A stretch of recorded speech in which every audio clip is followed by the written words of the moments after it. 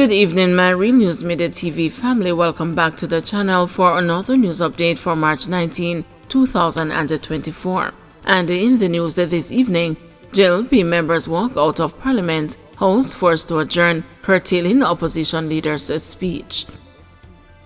The sitting of the House of Representatives was brought to an abrupt adjournment on Tuesday afternoon when members of the governing majority, led by Prime Minister Andrew Holness, walked out of the sitting.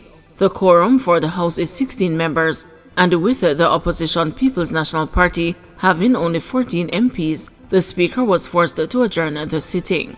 The walkout occurred towards the end of Opposition Leader Mark Golding's contribution to the budget debate when he questioned the priority of the Prime Minister's wife, Juliet Holness, being the Speaker. The head of Parliament being the spouse of the head of government really does not sit well with the tradition that the Speaker must act independently of government of the day, he declared to howls of protest from government members. Calling the comment low and desperate, the Prime Minister was the first to leave his seat, followed by the other members of government. Deputy Speaker Heroy Clark was forced to adjourn the sitting after government members failed to return within 5 minutes. The parliamentary opposition has described the walkout by government members as unprecedented and distasteful. When the former Speaker was forced to resign as a result of an Integrity Commission investigation, the move to replace her with the wife of the Prime Minister, so that the head of Parliament is now the spouse of the head of government, really does not sit well with the tradition that the Speaker must act independently of the government of the day. The Speaker is intended to be independent and must act independently of the government today. That is the tradition. That is the tradition. We are in the middle of a budget debate, and the opposition leader was on his feet speaking. We have never experienced anything like this before, leader of opposition business Philip Paulwell suggested, adding that it would have implications for the conduct of the remainder of the debate. Police probing murder of taxi operator in St. Ann. The body of a taxi operator was found at Aberdeen in Brownstown, St. Ann on Tuesday morning. The deceased is the 32-year-old Marlon Mannings of Windsor Heights, St. Anne's Bay. The police suspect he was killed between Monday night and Tuesday morning. The body of Mr. Mannings, which had a wound to the head, was found close to the Aberdeen Main Road by a passerby about 6:30 Tuesday morning. Haitian pleads for countrymen to be allowed in Jamaica. A Haitian who now lives in Jamaica is blasting some fellow residents for supporting the Jamaican government's decision to deny entry to the latest group of their countrymen seeking to flee their war-torn homeland.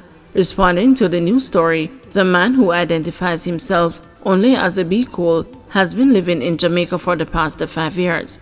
He has managed to secure passes in several CXC subjects, which has allowed him to gain employment at a call center. He said that while he is not against the Jamaican government's decision to deny entry to the Haitians, he believes that some of them who are trying to come could contribute positively.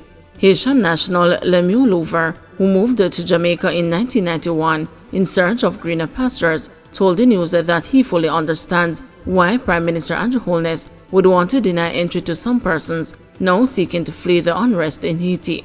If the Prime Minister decides to take them, I agree. But if them not want them here, I agree same way. Because too much things are going in Haiti, so no country not to trust Haitians again, Louver said. Pointing to the recent prison breaks in Haiti, which saw hardened gangsters escape custody, Louver said the Jamaican government's reluctance to accept Haitian refugees is justified, as some of those gangsters could also flee to Jamaica. However, Be Cool believes that some Haitians who came to the island helped to spread the negativity about their people, like perpetuating the myth that Haitians use ackee and susumber to work obia.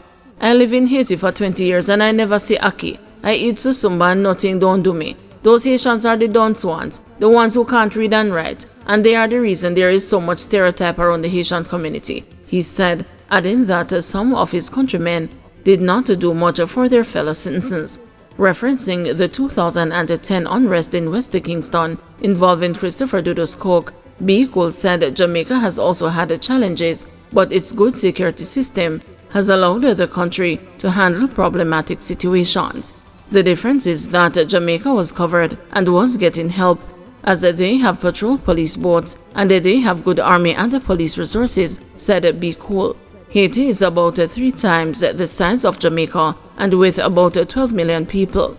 We don't have an army big enough to support that, and we don't have any help. JTA commissions a study to examine link between teachers' stress levels and their overall health. Concerned about the deaths of several relatively young educators over the last few years, the Jamaica Teachers Association is commissioning a study to examine the correlation between the stress levels of teachers and their mental and physical well-being. JTA President Lyndon Johnson said since taking office in August last year, he has interacted with the families of 28 teachers who had either fallen ill or died suddenly.